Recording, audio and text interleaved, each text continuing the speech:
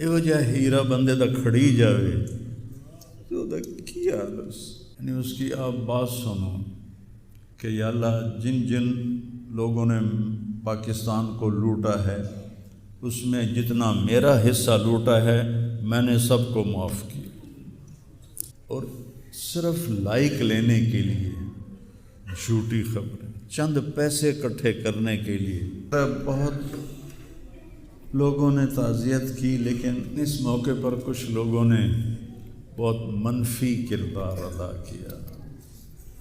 میں ایک جوان بیٹے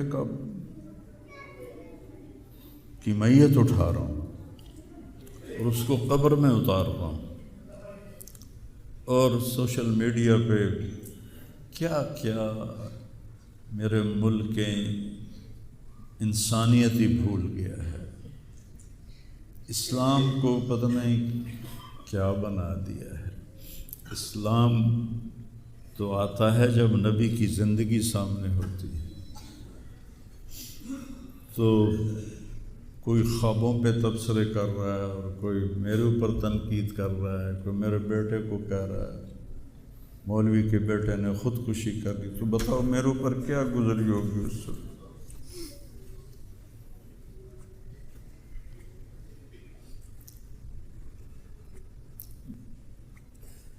حضرت عمرو ابن ابسہ سے پوچھا یا رسول اللہ سب سے اعلیٰ درجے کا اسلام کیا ہے؟ ایک گل غور نال سنیں، سب سے اعلیٰ درجے کا اسلام کیا ہے؟ آپ نے فرمایا من سلم المسلمون من لسانہ و یدہ، جو کسی کو اپنی زبان اور ہاتھ سے تکلیف نہ پہنچائے وہ سب سے اعلیٰ درجے کا مسلمان۔ اب یہاں حال یہ ہے کہ دنیا دار ہوں، دیندار ہوں، علماء ہوں، ان کی زبانوں سے الفاظ نہیں نکلتے، ان کی زبانوں سے آگ نکلتی ہے، ان کی زبانیں آگ برساتی ہیں۔ تو جب زبان آگ برسائے گی تو دل نفرت سے بھرا ہوگا، لیکن میں نے کہا یا اللہ میں نے تجھ سے وعدہ کیا تھا کہ میں اپنی وجہ سے کبھی کسی سے نفرت نہیں کروں گا، کسی سے بغض نہیں رکھوں گا، کسی سے قطع تعلق نہیں کروں گا۔ آج مجھے یہ وعدہ پورا کرنے میں زور لگانا پڑ رہا ہے کہ ایک طرف مجھے اپنے بیٹے کی لاش نظر آتی ہے، تو ایک طرف ان نادانوں کے تبصرے نظر آتے ہیں۔ میں کسی کا نام نہیں لیتا، بھرا پڑا سوشل میڈیا، اور اتنی جھوٹی خبریں، اتنی جھوٹی خبریں، اتنی جھوٹ، زخم پہ مرہم لگاتے ہیں یا نمک چھڑکتے ہیں، اور وہ اسلام سمجھ کے کر رہے ہیں۔ میرے بیٹے کی لاش میرے سامنے ہر وقت نظر آتی رہتی ہے، اور کوئی کہہ رہا ہے خواب جھوٹا بیان کیتا سوں، کوئی کہہ رہا ہے بیان کرنے والا کوئی جھوٹا ہے ہی، کوئی کہہ رہا ہے قرآن خوانی کیوں کیتی سوں یہ تو حرام ہے، کوئی کہہ رہا ہے دعا کیوں کروائی سوں، سارا حلال حرام ایتھے ہی رہ گیا۔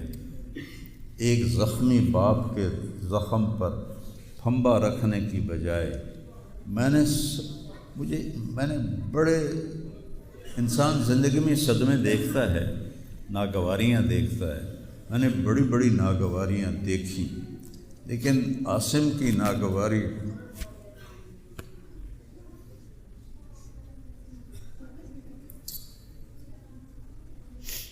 عاصم لا انساک ما ذر شارق وما ناہ قمر الحمام المطوقا عاصم قلبی کل یوم ولیلۃ الیک بما تخفی النفوس معلقا۔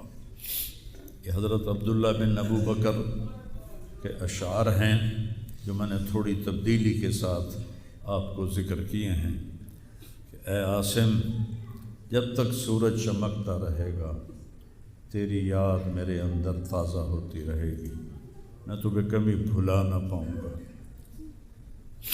اے عاصم دن ہو یا رات ہو تیری یادوں سے میرا بسیرا ہو رہا ہے، میرا دل تجھ میں دن میں بھی اٹکا ہوا ہے، رات کو بھی اٹکا ہوا ہے۔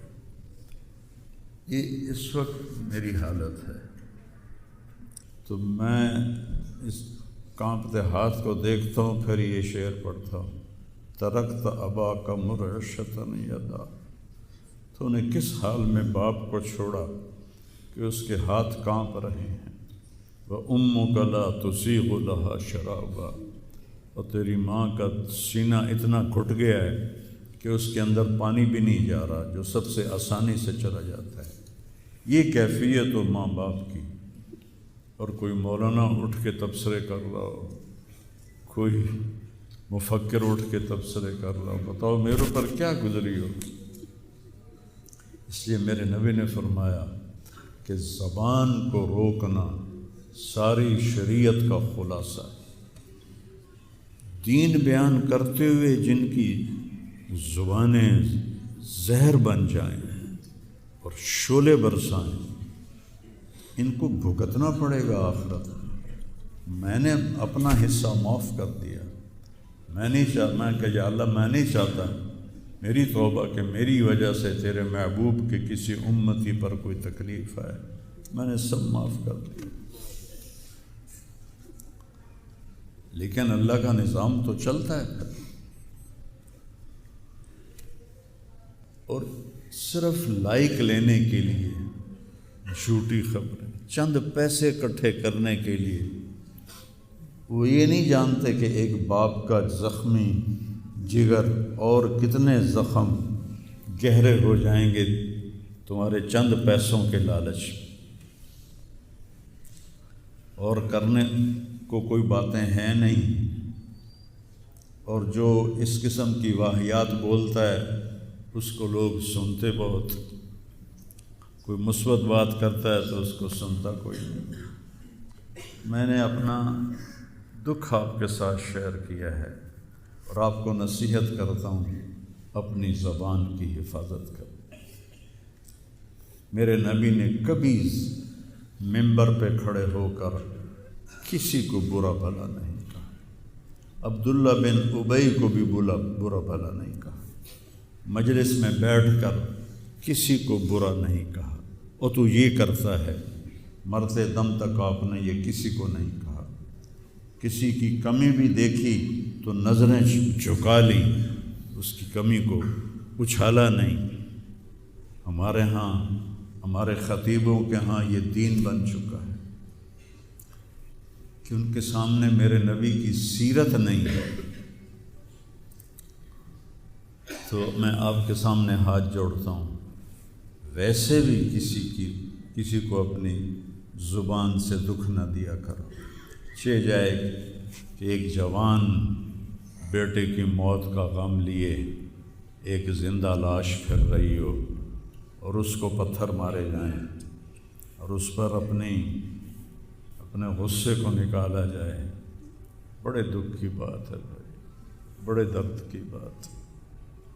یہ ہماری قوم کی گراوٹ کی انتہا ہے، گراوٹ کی میں تو اس وقت پاگل تھا، جہاں سے مجھے کسی نے جھوٹا خواب بھی سنایا تو میں نے تسلی لی کہ شکر ہے میرا بیٹا، جوان بیٹے کو اللہ نہ تنوں اٹھاون دے ویلا وکھاوے، اللہ تنوں اٹھاون دا ویلا نہ وکھاوے۔ تو جو تار سے نکلی ہے وہ تم سب نے سنی ہے، جو ساز پہ بیت گزری ہے وہ کس دل کو پتہ ہے۔ یہ تو وہی جانتا ہے جس پہ یہ صدمہ گزرتا ہے، وہی جانتا ہے جس کا جگر ٹوٹے ٹوٹے ہوتا ہے۔ اوروں کو کیا پتہ کہ اولاد، جوان اولاد کا، اور میرا بچہ یہ اتنا نیک تھا، کبھی غیبت نہیں کرتا، کبھی غیبت نہیں کرتا، کسی سے نفرت نہیں کرتا تھا، کسی کی غیبت کرنے نہیں دیتا تھا، کسی کی برائی کرنے نہیں دیتا تھا۔ یعنی اس کی آپ بات سنو کہ یا اللہ جن جن لوگوں نے پاکستان کو لوٹا ہے اس میں جتنا میرا حصہ لوٹا ہے میں نے سب کو معاف کیا۔ ایسے اخلاق والا بچہ میرا مر جائے اور مجھ پر تان و طنز ہو رہا ہو، قرآن خوانی کیوں کرائی؟ کوئی کفر کر دیتا ہے، اسلام ہی چوں نکل گیا۔ یہ دیوبندی بریلویوں نے آپس میں لڑ کے پوری امت کا بھولیا بگاڑ کے رکھ دیا۔ خطیبوں نے، میں صحیح علماء کی بات نہیں کر رہا، خطیب چاہے دیوبندی کے ہوں، چاہے اہل حدیثوں کے ہوں، چاہے وہ بریلویوں کے ہوں، چاہے وہ شیعوں کے ہوں، سوائے نفرت کی آگ بھڑکانے کے ان کے پاس اور کوئی موضوع کوئی نہیں۔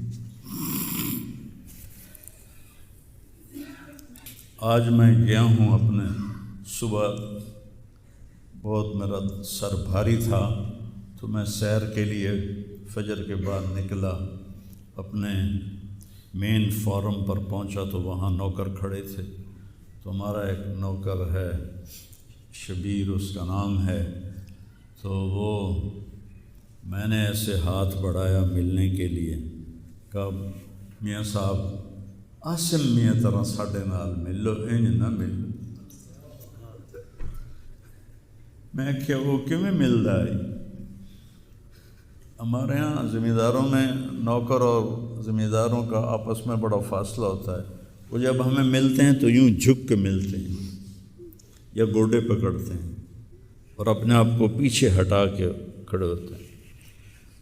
تو وہ شبو نے کہا جی ہم میاں صاحب سے ملتے تھے ایسے ہی جویں ساڑے نال ملتے ہیں، تو وہ کہتے یار تم لوگوں کو تو ملنے کا طریقہ ہی نہیں آتا، ہاتھ کھولو۔ ان کے ہاتھ کھلوا کے ان کو جپھا ڈالتا تھا اور ان کے کپڑوں پہ مٹی لگی ہوتی تھی۔ ایسا میرا بیٹا گیا۔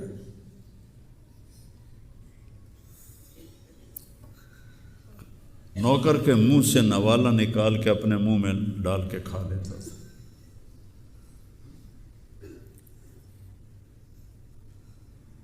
کبھی اس کی جیب میں پیسے نہیں ہوتے تھے، جو بھی دیتے وہ ادھر دے دیا، ادھر دے دیا، ادھر دے دیا، ادھر دے دیا۔ نئی گاڑی میں کوئی غریب آدمی کو بٹھاتا نہیں ہے، وہ نئی فارچون میں وہ پاگل کو بٹھاتا تھا۔ یہ بھی مذاق بنا دیا لڑکا۔ ہائے ہائے اڑے وہ دل ہی تو ہے نہ سنگ و خشت، درد سے بھرنا آئے کیوں، اور تم مجھے اور رلا رہے ہو۔ اس کو بھی مذاق بنا دیا۔ وہ ابھی بھی زندہ ہمارے گاؤں میں جائیں ویکھنے جا کے ویکھ لو۔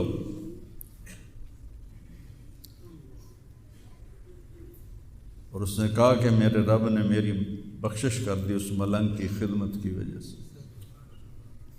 کسی پاگل دے کپڑے وٹامنا، ناوامنا، وہ دے وال کٹامنا، وہ دے نو کٹامنا، ایک زمیندار دے بیٹے دا اے کوئی سوکھا کام، وہ دے ماں پیو نان کر دے۔ اتنا غریبوں سے اس کو پیار تھا، اور سخاوت کوٹ کوٹ کے بھری تھی، اور نوکروں کو بھی بھائی کہہ کر بلاتا تھا۔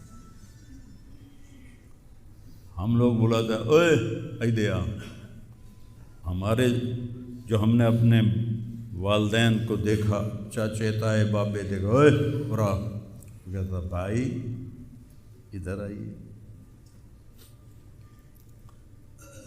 یہ وجہ ہیرا بندے دا کھڑی جاوے تو دا کیا حالس۔